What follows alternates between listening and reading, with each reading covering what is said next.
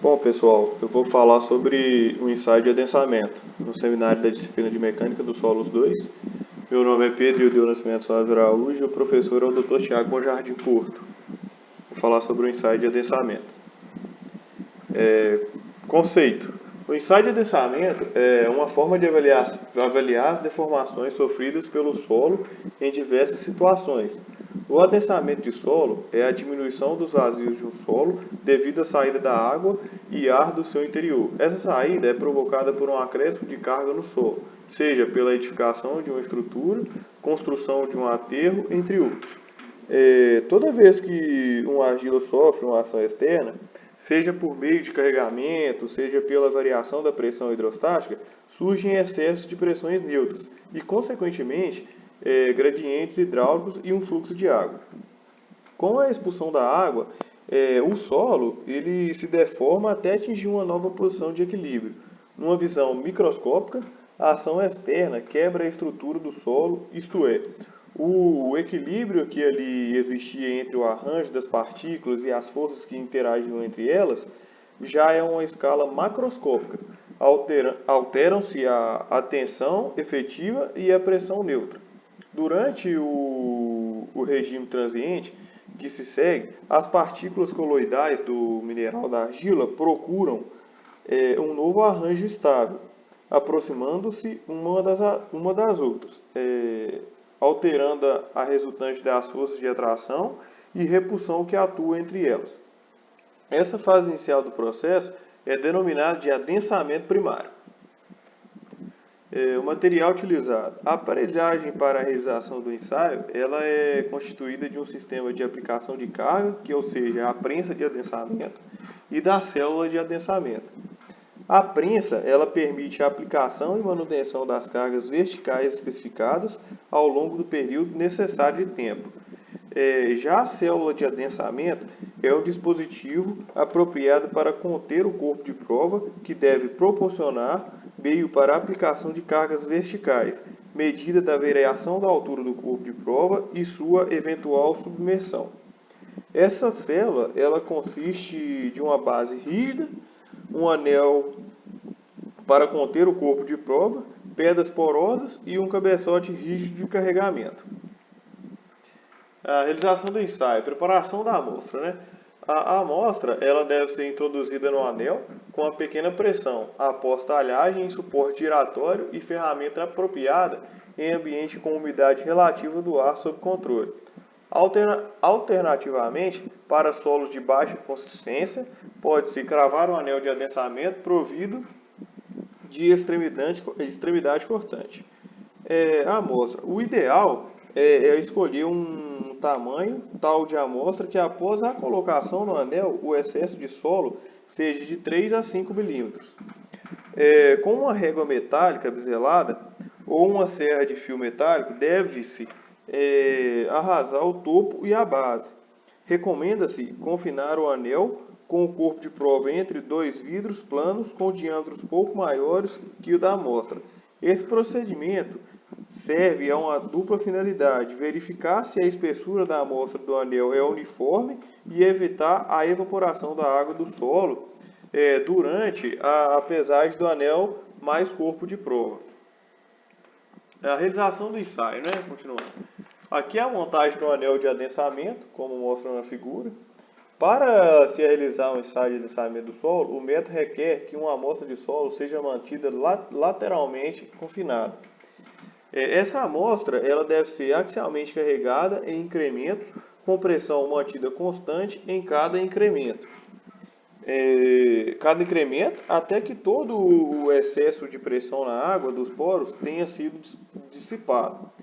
Durante o processo de compressão, medidas de variação da altura da amostra são feitas. Os dados são usados no cálculo dos parâmetros que descrevem a relação entre a pressão efetiva e o índice de vazios, e a evolução das deformações em função do tempo. Os dados do ensaio de adensamento eles podem ser utilizados na estimativa tanto na magnitude dos recalques totais e diferenciais de uma estrutura ou de um aterro, como da velocidade desses recalques. Sobre o ensaio, Com o ensaio, ele determina, né, o coeficiente de adensamento, o índice de compressão, índice de recompressão, tensão de pré-adensamento. Esses dados, determinados pelo ensaio de adensamento do solo dimensional, são muito importantes para gerar a estimativa da magnitude dos recalques, gerar a estimativa do tempo de ocorrência dos recalques e evitar recalque diferencial. Agora vamos lá. Ele determina, né, o coeficiente de adensamento. O que seria esse coeficiente de adensamento? A determinação do valor do coeficiente de adensamento se faz necessária para a estimativa da velocidade de dissipação do excesso de poro-pressão. É importante que o valor traduza adequadamente os efeitos do tipo de solicitação e das condições de drenagem. Bom, o índice de compressão. O índice de compressão ele indica a variação do índice de vazios ou da densidade do solo por unidade de pressão aplicada.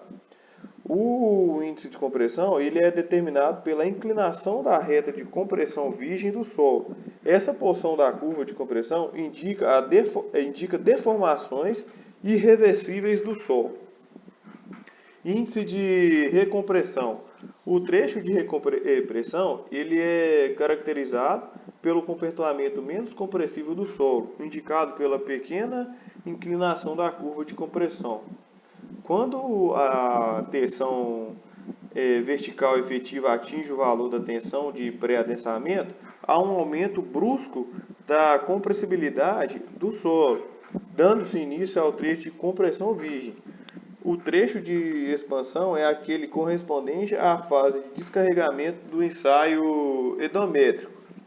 E tensão de pré-adensamento. A determinação da tensão de pré-adensamento é feita por processos gráficos, dentre os quais pode citar o método de Casagrande e o método de Pacheco e Silva. Método de Casagrande. Esse método é descrito em Pinto de 2006, baseia-se no formato de porcentagem de recalque U, em função do fator tempo, lançado em escala semi-logarítmica, como mostrado na figura 2.3a. Os dados do ensaio, quando colocados em função do logaritmo do tempo, realçam o trecho de adensamento primário, como é mostrado na figura 203b. O que é o ensaio? O método de Casagrande determina-se a altura do corpo de prova correspondente ao início do adensamento primário, que não é necessariamente a altura antes da aplicação da carga, em virtude da compressão inicial. Como a parte inicial da curva é parabólica, toma-se a ordenada para um tempo qualquer no trecho inicial t.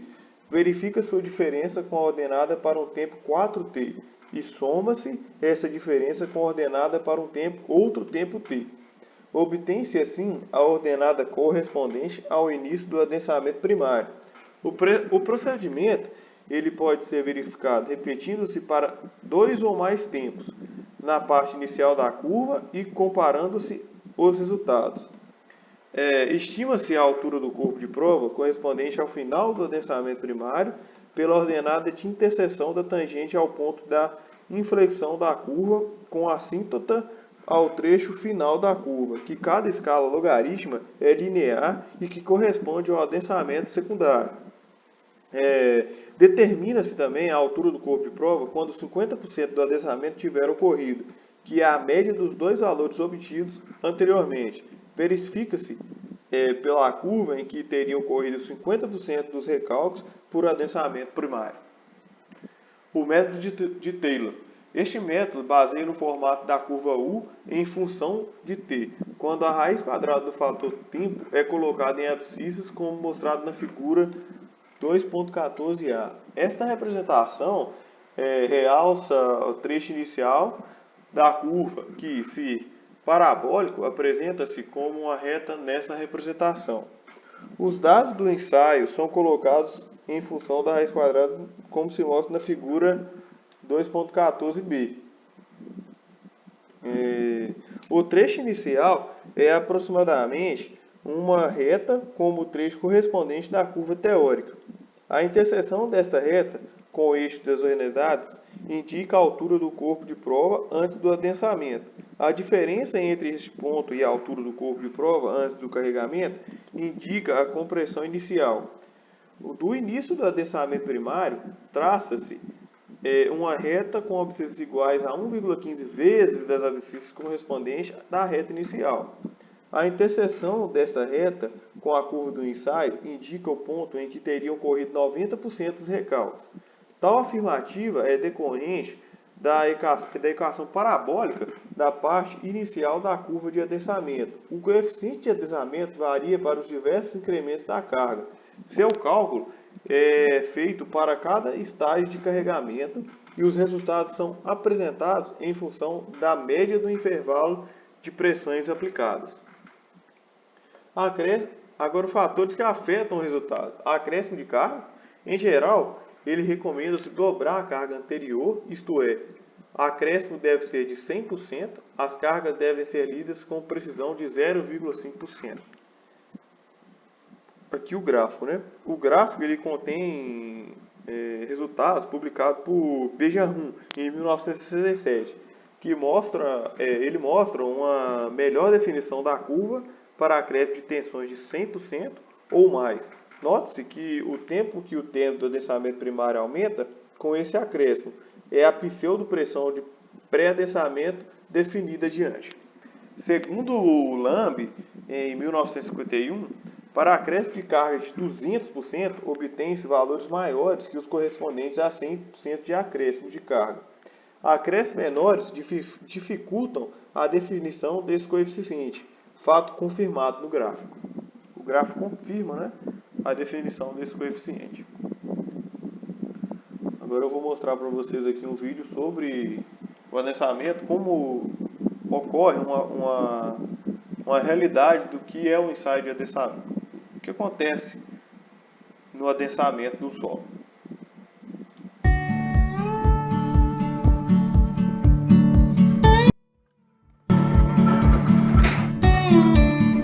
O recalque ou assentamento é o termo utilizado em arquitetura e engenharia civil para designar o fenômeno que ocorre quando uma edificação sofre um rebaixamento devido ao adensamento do solo sob sua fundação.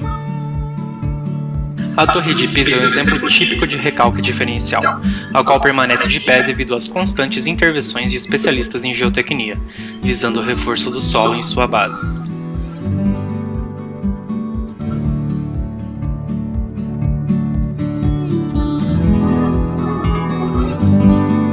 Outro caso bastante citado no Brasil são os prédios na orla da cidade de Santos. Os edifícios construídos entre os anos de 1950 e 1960 passaram a afundar na orla de Santos a partir dos anos 70. Ao todo, 65 prédios ficaram com suas estruturas comprometidas por causa das fundações rasas. Elas foram fincadas a menos de 10 metros para sustentar os empreendimentos em um terreno instável, onde os fragmentos mais sólidos de rocha estão a mais de 50 metros de profundidade. Com o passar do tempo, foram geradas inclinações de 50 centímetros a 1,80 m entre a base e o topo. Somente em 2004, com a participação do poder público e com os estudos técnicos da universidade como USP e Unisanta, pensou-se em soluções para os prédios que continuam habitados. Terzaghi foi um engenheiro austríaco reconhecido como o pai da mecânica de solos e da engenharia geotécnica. Desde o começo de sua carreira, dedicou seus esforços visando buscar um método racional que resolvesse os problemas relacionados com a engenharia dos solos e fundações. No ensaio endométrico, ou ensaio de adensamento lateralmente confinado, é o tipo de ensaio utilizado para medir as propriedades mecânicas dos solos, em resposta do solo a uma dada solicitação no que diz respeito a deformações verticais. Através desse ensaio é obtido o coeficiente de adensamento, com o qual é realizado, por exemplo, o dimensionamento das fundações de uma obra. Nós fizemos 4 demonstrações de ensaios utilizando 4 materiais diferentes: pedra, areia, solo humoso e solo calcário. Assim podemos observar os diferentes comportamentos do solo com uma carga aplicada sobre eles.